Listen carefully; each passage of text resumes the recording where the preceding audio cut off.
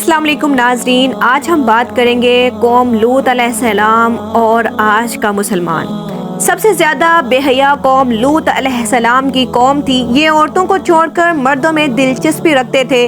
खासकर मुसाफिरों में से कोई खूबसूरत लड़का होता तो ये लोग उसे अपना शिकार बना लेते। तलमूद में लिखा है कि अहले सदूम अपनी रोज़मर्रा की ज़िंदगी में सख्त जालिम, धोखाबाज और बदमुआमला थे। कोई मुसाफिर उनके इलाके से बखैरियत गुजर नहीं सकता था। कोई गरीब उनकी बस्तियों से रोटी का एक टुकड़ा ना पा सकता था। कई मर्तबा ऐसा होता था कि बाहर का आदमी उनके इलाके में पहुंचकर फाकों से मर जाता था और ये लोग उसके कपड़े उतार कर उसकी लाश को बरहन्ना दफन कर देते। अपनी वादी को इन्होंने एक बाग बना रखा था जिसका सिलसिला मीलों तक फैला हुआ था। इस बाग में वो इंतहाई बेहयाई के साथ एलानिया बदकारियां करते थे। हजरत लूत अलैहिस्सलाम ने इन्हें तौहीद की दावत दी और बदकारी के इस घिनौने अमल से तौबा करने का हुक्म दिया। हजरत लूत ने कहा, तुम ये क्यों करते हो? क्या तुम औरतों को छोड़कर लज्जत हासिल करने के लिए मर्द की तरफ माइल होते हो? हकीकत यह है कि तुम अहमक लोग हो। तो फिर हजरत लूत अहले सदूम को दिन रात वाज और नसीहत किया करते थे, लेकिन इस कौम पर इसका कोई असर ना होता, बल्कि वो बदनसीब बहुत फखरिया अंदाज में ये काम करते थे। इन्हें हजरत लूत अलैहिस्सलाम का समझाना बहुत बुरा लगता था, लिहाजा इन्होंने साफ साफ कह दिया कि अगर तुम हमें इसी तरह बुरा भला कहते रहे और हमारे कामों में मुदाखलत करते रहे तो हम तुम्हें अपने शहर से निकाल देंगे। हजरत लूत ने नसीहत और तबलीग का सिलसिला जारी रखा, लिहाजा एक दिन अहले सदूम ने खुद ही अज़ाब इलाही का मुतालबा कर दिया। अल्लाह ताला ने अब तक इनके इस बदतरीन अमले फहाशी और बदकारी के बावजूद ढील दे रखी थी, लेकिन जब इन्होंने हजरत लूत अलैहिस्सलाम से एक दिन कहा कि अगर तुम सच्चे हो तो हम पर अजाब ले आओ, लिहाजा इन पर अजाब इलाही का फैसला हो गया। अल्लाह ने अपने खास फरिश्तों को दुनिया की तरफ रवाना कर दिया। ये फरिश्ते दरअसल हजरत मिकाईल और जिब्राईल अलैहिस्सलाम थे। फिर ये फरिश्ते हजरत लूत अलैहिस्सलाम के घर तशरीफ ले आए। हजरत लूत ने जब इन खूबसूरत नौमोर लड़कों को देखा तो सख्त घबराहट और परेशानी में मुब्तला हो गए। इन्हें यह खतरा महसूस होने लगा कि अगर इनकी कौम के लोगों ने इन्हें देख लिया तो न जाने वो इनके साथ क्या सलूक करेंगे। हजरत लूत की बीवी का नाम वाइला था।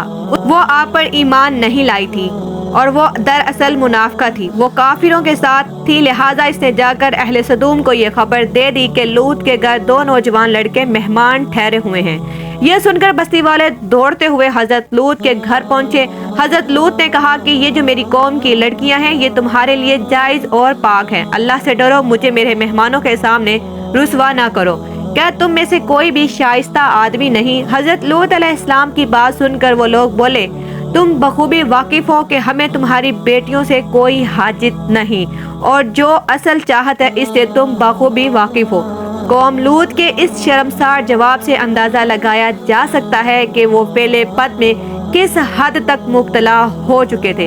हजरत लूत अलैहिस्सलाम की कौम इनके घर की तरफ दौड़ती हुई आई तो हजरत लूत ने घर के दरवाजे बंद कर दिए और इन नौजवानों को एक कमरे में छुपा दिया। इन बदकार लोगों ने आपके घर का घेराव किया हुआ था और इनमें से कुछ घर के दीवार पर भी चढ़ने की कोशिश कर रहे थे। हजरत लूत अलैहिस्सलाम अपने मेहमानों की इज्जत के ख्याल से बहुत ज्यादा घबराए हुए थे। फरिश्ते ये सब मंजर देख रहे थे। जब इन्होंने हजरत लूत अलैहिस्सलाम की बेबसी और परेशानी का ये आलम देखा तो हकीकत से पर्दा उठाते हुए यूं फरमाया, ए लूत, हम तुम्हारे रब के भेजे हुए फरिश्ते हैं। ये लोग हरगिज तुम तक नहीं पहुंच सकेंगे। अभी कुछ रात बाकी है तो आप अपने घर वालों को लेकर चले जाएं और तुम में से कोई शख्स पीछे मुड़कर ना देखे। अहले सदूम हजरत लूत अलैहिस्सलाम के घर का दरवाजा तोड़ने पर बजिद थे कि हजरत जिब्राईल अलैहिस्सलाम ने घर से बाहर निकलकर अपने पर का एक कोना इन्हें मारा, जिससे इनकी आंखों के डेले बाहर निकल आए और इनकी बसारत जाया हो गई। ये खास अजाब उन लोगों को पहुंचा जो हजरत लूत के पास बदनीयती से आए थे। हजरत लूत अलैहिस्सलाम हकीकत हाल जानकर मुतमिन हो गए और अपने घर वालों के साथ रात को ही निकल खड़े हुए, लेकिन फिर इनकी बीवी वापस अपनी कौम की तरफ पलट आई और कौम के साथ जहन्नुम वासिल हो गई।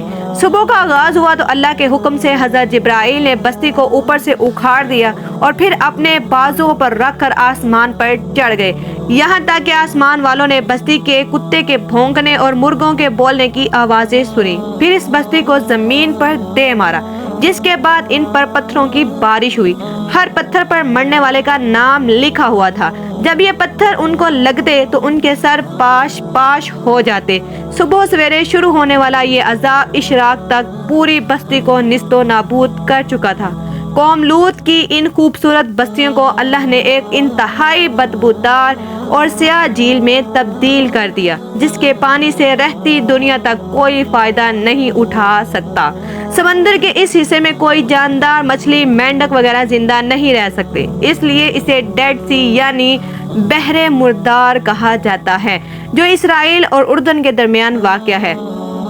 ماہرین آثار نے 10 سالوں کی تحقیق اور جستجو کے بعد اس تباہ شدہ شہر کو دریافت کیا تھا۔ تحقیقات سے پتہ چلا تھا کہ اس شہر میں زندگی بالکل ختم ہو چکی ہے۔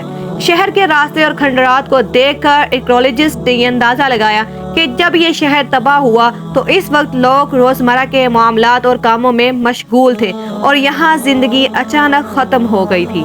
اہل سدوم جنہیں پتھر بنا دیا گیا تھا، ان کے بت ابھی تک بحیرہ مردار کے پاس موجود ہیں، جو لوگوں کے لیے ایک عبرت ہے۔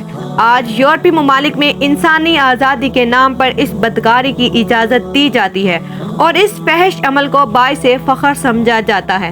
روایتوں کے مطابق ایک مرتبہ حضرت سلیمان علیہ السلام نے شیطان سے پوچھا کہ اللہ کے نزدیک سب سے بدترین عمل کیا ہے؟ ابلیس بولا، جب مرد مرد سے بدفعلی کرے اور عورت عورت سے خواہش پوری کرے۔ اور مجھے شرم آتی ہے کہ یہ کہتے ہوئے کہ آج ہمارے معاشرے میں یہی سب چل رہا ہے، بلکہ اس قبیح کام کو قانون کی سرپرستی حاصل ہے۔ اللہ ہماری دنیاوی اور اخروی زندگی کو بہتر بنانے کی عقل اور عمل عطا فرمائے۔ اچھی بات دوسروں تک پہنچانا صدقہ جاریہ ہے۔ اگر ہماری یہ معلوماتی ویڈیو آپ کو پسند آئی ہو تو لائک اور کمنٹ ضرور کریں۔ ملتے ہیں نیکسٹ ویڈیو میں، تب تک کے لیے اللہ حافظ۔